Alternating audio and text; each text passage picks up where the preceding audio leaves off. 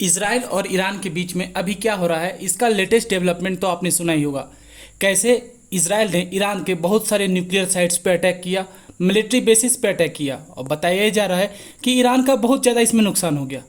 अब नुकसान तो हुआ, ये बातें तय थी, लेकिन जब ईरान पे अटैक हुआ तो ये अंदाज़ा लगाया जाने लगा कि अब ईरान रिटेलिएट करेगा।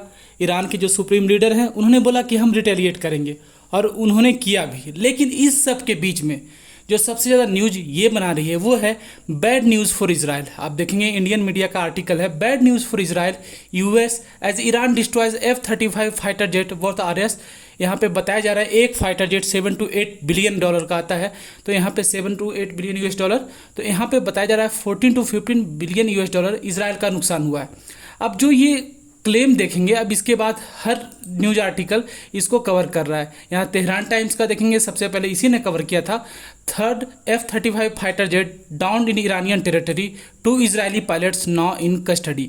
अब ये ईरान का क्लेम है कि हमने जो है F-35 को यहाँ पे डाउन कर दिया है। अब आप बोलेंगे सर इसमें इतना ज़्यादा शॉकिंग क्या है? ये F-35 फाइटर जेट जो आप देख रहे हैं ये 5th जनरेशन फाइटर जेट है, दुनिया में सबसे एडवांस माना जाता है। यूएस जो है इसको भारत में भी बेचने की कोशिश कर रहा है। आपको बता दें F-35 बताया जा रहा बेहतरीन है, इसको आप S-400 भी डिटेक्ट नहीं कर पाएगा, ऐसा यूएस का कहना है। लेकिन ईरान बोल रहा है कि हमने तो इसको S-300 से ही मार गिराया है। अब ईरान का जो क्लेम है देखेंगे हर जगह हेडलाइन बना रहा है, Iran claims air defence shot down Israeli F-35 fighter jet.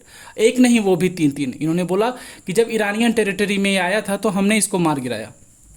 अब यहाँ पे यूएसए को बहुत बड़ा झटका लगने वाला है अगर ये न्यूज़ सच होती है तो।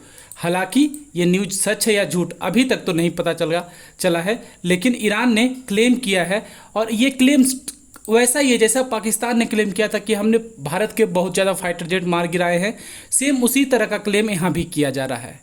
अब ये क्लेम में कितनी सच्चाई है ये तो तब पता चलेगा जब ईरान से सबूत मांगा जाएगा और ईरान यहाँ पे प्रूफ पेश करेगा। लेकिन अभी के टाइम में जो भी देश F-35 खरीदना चाह रहे होंगे वो सोचेंगे क्या F-35 खरीदना सही रहेगा, क्योंकि अगर सच में यहाँ पे S-300 से इसको गिराया गया है तो एक देखेंगे यूएसए के लिए फेलियर है। F-35 का मार्केट वैल्यू बहुत ज़्यादा ख़राब होगा इससे। अभी के टाइम में ईरान और इजराइल ये दोनों के बीच में टेंशन्स बहुत ज़्यादा हाई है।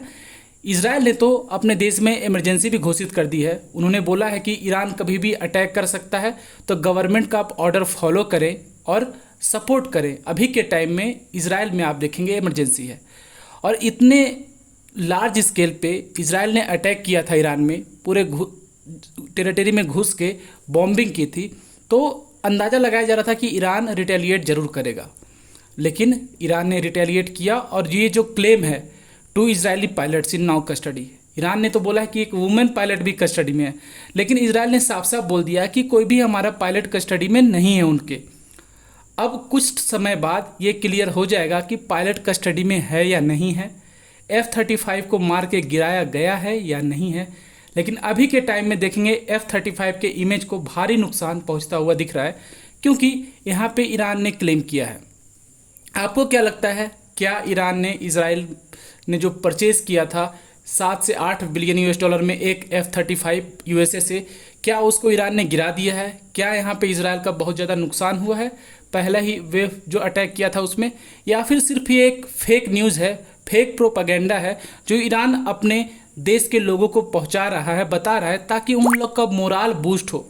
जिस तरह पाकिस्तान करता था कि हमने भारत के बहुत सारे फाइटर जेट्स गिरा दिए हैं, हमने यहाँ पे अटैक किया है, हमने वहाँ पे अटैक किया, लेकिन प्रूफ जब मांगा गया तो प्रूफ उनके पास कुछ भी नहीं था।